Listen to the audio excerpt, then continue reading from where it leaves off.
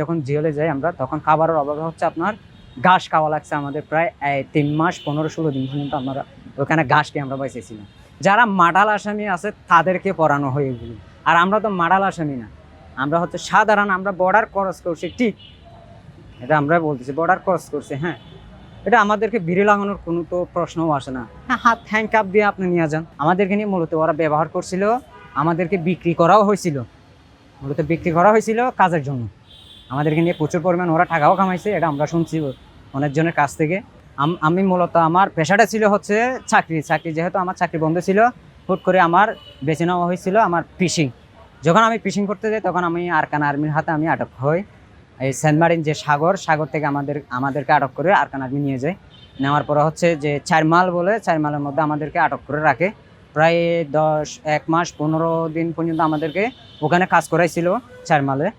প্রায় প্রচুর পরিমাণ কাজ করাইছে, যে পরিমাণ বলতে গেলে আপনার যে বাড়ি যে কাজগুলো আছে, ধরেন যে পাহাড় পরিষ্কার করা, পাথর উঠানো, যে বাড়িঘরের যে কাজ কাম যা আছে সব কিছু আমাদেরকে নিয়ে করাইছিল।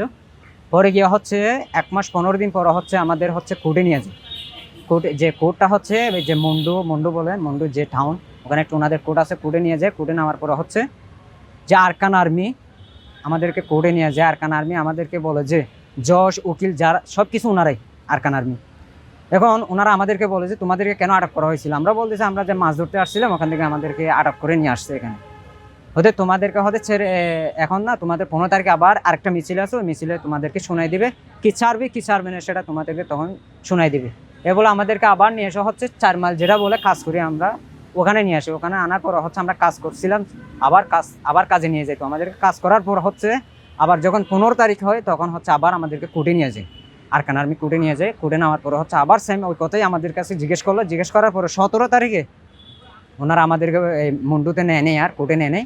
কোর্টটা মূলত করছে হচ্ছে আমাদেরকে যে জায়গায় রাখছিল ওখানে একটা চেয়ার টেবিল দিয়ে হচ্ছে ওনারা ওখানে কোর্ট করে ফেলছে। কোর্ট করে ওনারা ওখানে বলতেছে যে আমাদেরকে শোনাইছে তোমাদেরকে 10 বছর জেল দেওয়া হয়েছে, মূলত তোমরা সন্ত্রাস, তোমরা মাছ চুরি করতে পারছো আরাকান বর্ডারের ভিতরে, তার জন্য তোমাদেরকে 10 বছর জেল দেওয়া হয়েছে। এটুকু যখন শোনাইছে আমরা কান্নাকাটি করতেছিলাম। আমরা ওখানে তার কিছু করার নেই, যেহেতু জেল শোনাই দিয়েছে। পরে গিয়ে হচ্ছে আমাদেরকে ওখানে 1 সপ্তাহ রাখছিল। 1 সপ্তাহ পরে হচ্ছে আমাদের যে বসিডং বলে জেলখানা, ওই জেলের মধ্যে আমাদেরকে নিয়ে যায়। নেওয়ার পরে ওখানে জেলখানায় যে বাতগুলো আমাদেরকে দিত, মূলত বাত নিয়ে আমাদের পেট ভরতো না। বাটি মাফা আমাদেরকে বাদ দিতে নির্যাতন করতো। 12 তারিখ যে নির্বাচন হয়ে গেছে আমাদের বাংলাদেশে, 15 তারিখে হচ্ছে আমাদের হচ্ছে ওখানে আবার গেছিল যারা বড় আরাকান আর্মি আছেন, তারা গেছিলেন। যাওয়ার পরে তারা আমাদেরকে বলতেছেন তোমাদেরকে আমরা কালকে তোমাদের বিজেপির হাতে বুঝে দেবো। এটুকু বলে আমাদের যে পায়ে বিড়ি ছিল, বিড়িগুলো আমাদের কেটে ফেলছে কাটানোর পরে। তারপর সকাল হয়েছে 16 তারিখ, ফেব্রুয়ারি 16 তারিখে হচ্ছে আমাদেরকে হচ্ছে ওখান থেকে ব্যাক করে হচ্ছে মন্ডুতে নিয়ে আসে। মন্ডুতে আনার পর হচ্ছে প্রায় বিকাল 3:30 বাজে, ওই সময় হচ্ছে আমাদেরকে হচ্ছে বিজিবির হাতে বুঝিয়ে দিন। ধরছিল আমাদেরকে মূলত 31 তারিখে আগস্ট মাসে 2025 সালে আমাদেরকে আটক করে। সরকারের কাছে শুধু আমরা ক্ষতিপূরণটাই চাচ্ছি। মূলত এখন আমাদের রায় রোজগার যা ছিল সব কিছু বন্ধ, বলতে গেলে ফিশিং মাছ ধরাও বন্ধ, টুরিস্ট যে ব্যবসায়ী এটাও বন্ধ। এখন আমরা এখন বেকার।